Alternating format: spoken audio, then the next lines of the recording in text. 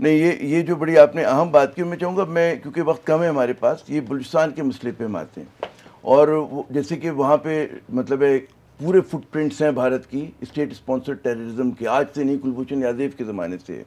وہ کتنا بڑا چیلنج اور بن سکتا ہے ہمارے لیے، اور اس کے لیے مطلب ہے کیا پاکستان کو کرنا ہوگا، کائنیٹک کیا کرنا ہوگا، نان کائنیٹک ڈومین میں کیا کرنا ہوگا؟ دیکھیں مجھے تو تھوڑا بہت پتہ اور اندازہ ہے کہ الحمدللہ اب فوکس آئے گا، اور فوکس جو آئے گا اس کے ریزلٹ بھی آئیں گے.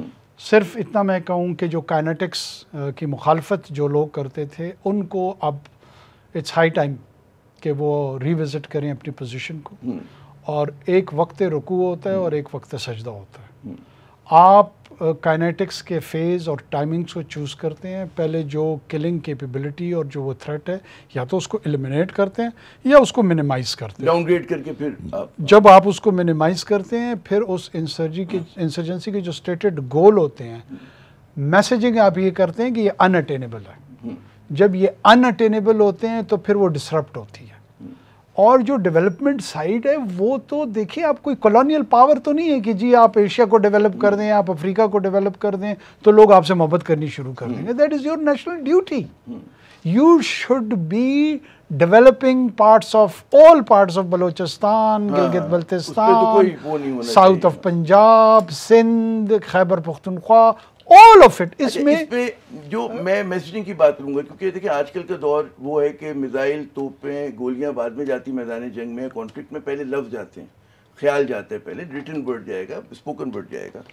اس میں جو ہماری طرف سے میسیجنگ ہو رہی ہے کہ ٹھیک ہے کائنیٹک آپریشن ضرورت ہے، کرنا پڑے گا آپ کو، دہشت گردی سے نمٹنا ہے، لیکن ساتھ ساتھ جو ہے کہ کچھ مطلب ہے کہ ایسے اقدامات کہ لوگوں کو لگے کہ جناب ان کے مسئلے حل ہو رہے ہیں، سیاسی مسئلہ حل ہو رہا ہے، ایڈمنسٹریٹو مسئلہ حل ہو رہا ہے، گورننس کا مسئلہ حل ہو رہا ہے، معاشی مسئلہ حل ہو رہا ہے. اس کے لیے کیا کرنا ہوگا؟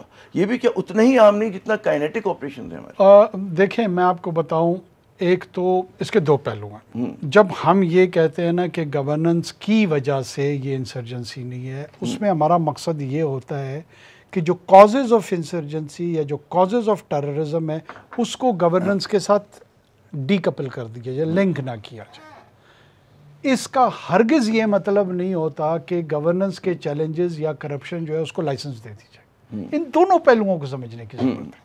جو ہم غلطی کرتے ہیں، میری نظر میں ہم جو غلطی کرتے ہیں کہ گورننس کے جو چیلنجز ہیں، تو جب ہمیں سمجھ نہیں آتی ہے نا ٹیررزم کے کازز کو، ہم فوراً سمپلسٹک انداز میں اس کو لنک کرنے کی کوشش کرتے ہیں جو لنک کی بنیاد نہیں ہے. ہیونگ سیڈ دس، قطعاً یہ مطلب نہیں ہے کہ جو گورننس کے چیلنجز ہے، licence to corruption, licence to mismanagement وہ دی جائے. کیا گورننس میرپور خاص میں درست نہیں ہونی چاہیے؟ وہ پاکستانی نہیں ہے. کیا گورننس وزیرستان میں ٹھیک نہیں ہونی چاہیے؟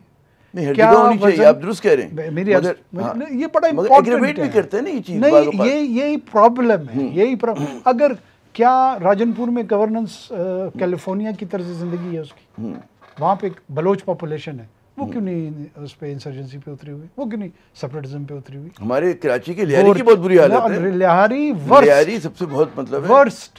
وہاں پہ کیوں اس کے کچھ شاید 2-4-50 لوگ ہوں گے ادھر، لیکن جو وائڈ اسپریڈ سپورٹ ہے، گورچانی، مزدار، ملغانی، ایک بڑی بیلٹ ہے جہاں پہ بلوچ کوئی سلیمان کے اس طرح پڑے ہوئے ہیں، وہ کیوں نہیں کر رہے؟